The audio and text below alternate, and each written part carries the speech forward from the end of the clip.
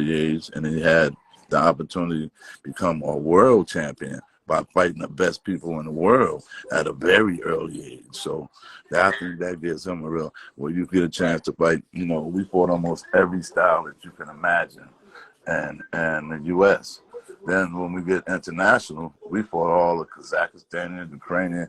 Matter of fact, his first world championship was against the defending world champion from Ukraine in Ukraine. And, he dominated that, and that I think is what put him in the eyes of the international pool and the guys out there. So, believe it or not, Shakur is more accredited for his boxing career internationally around the world than he is in the U.S. In an interview with Earl Spence, he also talked about Frank Martin in his last fight, saying that if he becomes victorious, which he did, he's looking for the number one or number two guy, and I forget what sanctioning body, but the main person that he was speaking upon was Shakur Stevenson. How do you see a fight with Frank Martin? I'm gonna be honest with you. I'm gonna tell you, I like Frank Martin. I like a lot of things he see watching Shakur try to emulate Shakur things, especially not this fight. He couldn't do it in this fight, but the last fight. But I think this is just my personal opinion. No reflection or anything against him, but I think what I saw in that fight was a lack of experience.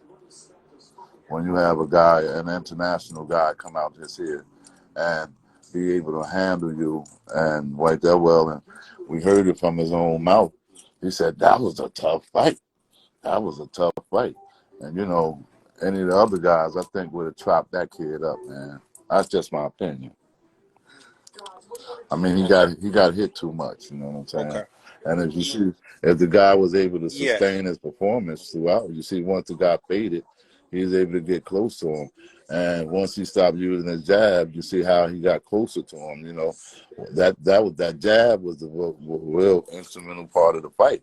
When he stopped using it in the mid 6th, 7th, 8th round, that allowed him to get closer to him. So little mental mistakes like that when you have an opponent like that, and you see those, the only thing you could do is go back to the gym and get better.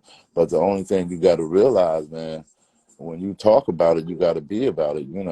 When you fight a fighter on that level and saying you want to fight fighters on the highest level, on the highest plateau, don't rush yourself.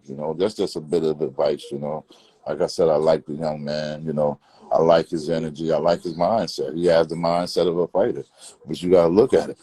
Everybody that's stepping that ring has the mindset of a fighter. So just because you say things don't mean it's so.